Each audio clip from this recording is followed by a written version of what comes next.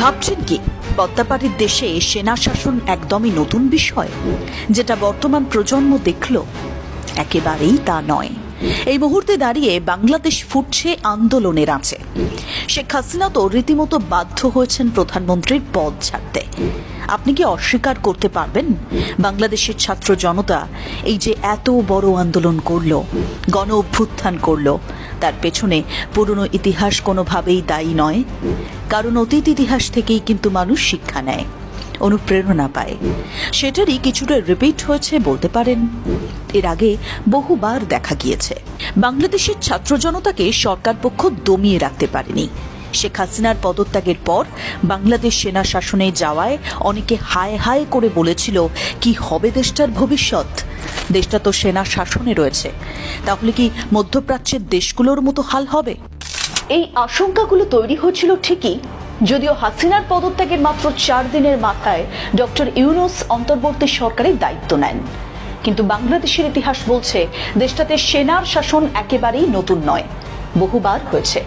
আর সেই পরিস্থিতি থেকে দেশটা মাথা তুলে দাঁড়িয়েছে। নতুন করে সরকার গঠন হয়েছে।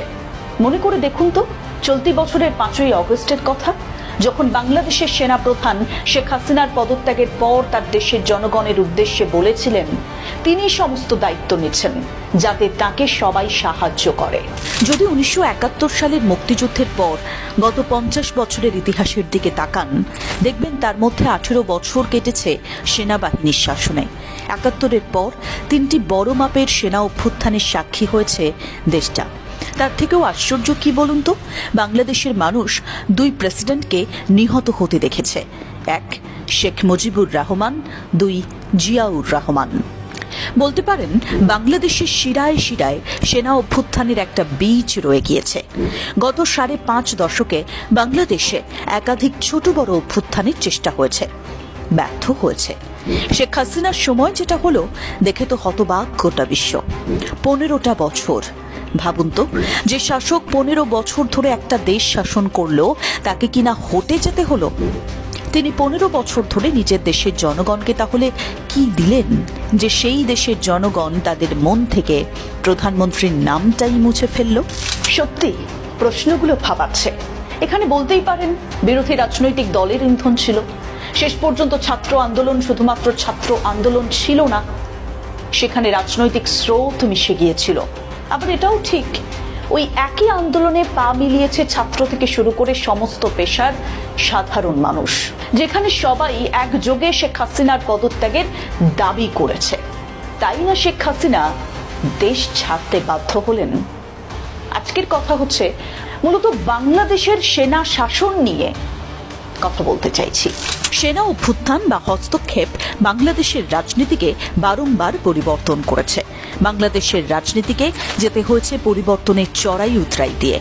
1971-এর পর সেনাবাহিনীতে সিনিয়র অফিসারদের মধ্যে তো দ্বন্দ্ব তৈরি হয়েছিল। তার হাত ধরে পরবর্তীতে বেশ কয়েকটা অভ্যুত্থান আর পাল্টা অভ্যুত্থান দেখেছে বাংলাদেশ। এসবের জেরে আখেরে বাংলাদেশে কি কোনো লাভ হয়েছে? যদি হিসেব করেন তাহলে লাভের অঙ্ক খুব একটা বেশি নেই, বরং দেশটা সামরিক শাসনের মধ্যে, তাও আবার দীর্ঘ সময়ের জন্য। প্রতিটা ঘটনার প্রভাব মারাত্মকভাবে পড়েছে বাংলাদেশের রাজনীতি আর সেনাবাহিনীর উপর। জাস্ট একবার ভাবুন না, একটা দেশের স্বাধীনতার 50 বছরের মধ্যে যখন 18টা বছর সামরিক শাসনের মধ্যে কাটাতে হয়, সেনাবাহিনীর প্রভাবের মধ্যে থাকতে হয়, সেখানে কি উন্নতির গতি বাধাপ্রাপ্ত হয় না? যদি বলেন সেনা অভ্যুত্থান হয়েছে নিশ্চয়ই প্রয়োজনে হয়েছে, না হলে দরকারই পড়তো না। জনগণের মৌলিক চাহিদা অবদমিত হয়েছে বলেই না সেনা অভ্যুত্থান হয়েছে। কিন্তু সব ক্ষেত্রে কি এই যুক্তি খাটবে? কিছু কিছু ক্ষেত্রে প্রায়োরিটি পেয়েছে মুষ্টিমেয় কিছু মানুষের ক্ষমতার লোভ। কিন্তু এখানে একটা প্রশ্ন রয়েছে, সেই প্রশ্নটা আপনাকে প্রথমে করি। তাহলে কি বাংলাদেশের শীর্ষ আসনে কখনোই কোনো সঠিক সরকার আসেনি যারা দেশটাকে সুষ্ঠুভাবে পরিচালনা করবে?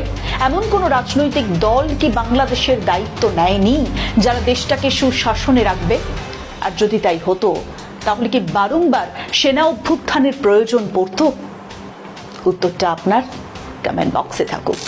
দেখুন, রাজনৈতিক পট পরিবর্তন বিশ্ব ইতিহাসে নতুন নয়, সব দেশেই ঘটে। কিন্তু যখন বারংবার সেনা অভ্যুত্থানের প্রসঙ্গ আসবে তখন তো বিষয়টা ভাবাবে। সেক্ষেত্রে আলোচনায় চলে আসবে বাংলাদেশের নাম। আচ্ছা, হঠাৎ কেনই বা বাংলাদেশের এই সেনা অভ্যুত্থানের প্রসঙ্গ আসছে? সত্যি কি বিষয়টা নিয়ে আলোচনার মতো জায়গা রয়েছে? আসলে কি বলুন তো, এই বাংলাদেশই দেখেছিল 1971 সালে স্বাধীনতার মাত্র 4 বছরের মাথায় বাংলাদেশের প্রতিষ্ঠাতা রাষ্ট্রপতি শেখ মুজিবুর রহমানকে হত্যা করা হয়েছিল, যা গোটা বাংলাদেশের মানুষকে চমকে দেওয়ার মতো ঘটনা। তারপরে কিন্তু বেশ কয়েকটা অভ্যুত্থান আর পাল্টা অভ্যুত্থান হয়েছে। বলতে পারেন তারপর থেকে ধীরে ধীরে বদলে গিয়েছে বাংলাদেশের রাজনীতির খোল নলচে। বঙ্গবন্ধুর হত্যাকাণ্ড বাংলাদেশের রাজনীতির গতিপথ সম্পূর্ণ বদলে দিয়েছিল। শোনা যায় তাকে নাকি ক্ষমতা থেকে সরিয়ে দেওয়ার জন্য ঢাকা সেনানিবাসে কিছু জুনিয়র সেনা কর্মকর্তা নানান প্ল্যান এঁটেছিলেন, অথচ কেউ আঁচ করতে পারেনি যে এত বড় একটা ঘটনা ঘটে যাবে। মুক্তিযোদ্ধা জুনিয়র অফিসারদের মধ্যে কিছু তরুণ বিক্ষুব্ধ অফিসার ছিলেন, যারা প্রকাশ্যে আওয়ামী লীগ সরকারের সমালোচনা করতেন। তবে এটা যে একটা বড় অভ্যুত্থান ঘটানোর মতো বড় বিপদ হতে পারে, সেটা কি কেউ ভেবেছিল? শেখ মুজিবুর রহমানের হত্যার সাথে জড়িত ছিল সেনাবাহিনীর কিছু কর্মকর্তা। লেফটেন্যান্ট কর্নেল হিসেবে কর্মরত ছিলেন আমিন আহমেদ চৌধুরী। বঙ্গবন্ধুর পর রাষ্ট্রপতির দায়িত্ব নেন খন্দকার মোশতাক আহমেদ।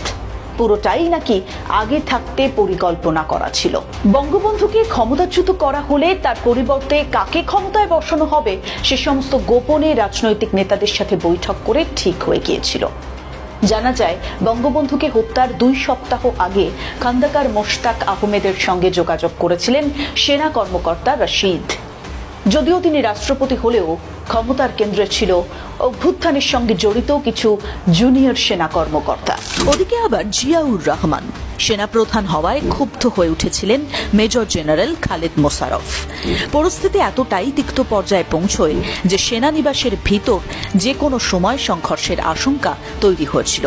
বিবিসি রিপোর্ট বলছে, শেষ পর্যন্ত 1975 সালের 3রা নভেম্বর রাতে জেনারেল খালেদ মোশাররফ পাল্টা আঘাত করেন। সংগঠিত হয় বাংলাদেশের দ্বিতীয় সেনা অভ্যুত্থান। শুরুতেই বন্দী করা হয়েছিল জিয়াউর রহমানকে। ঢাকায় রীতিমতো যুদ্ধের পরিস্থিতি তৈরি হয়েছিল। আতঙ্কে দিন কাটাচ্ছিলেন বাংলাদেশের মানুষ। বঙ্গভবনের উপর দিয়ে চক্কর কাটছিল যুদ্ধ বিমান। বঙ্গভবন আর ক্যান্টনমেন্ট হয়ে গিয়েছিল দুটো পৃথক শত্রু দেশের মতো। যে কোনো মুহূর্তে রক্তক্ষয়ী যুদ্ধ বাঁধার প্রবল আশঙ্কা তৈরি হয়েছিল।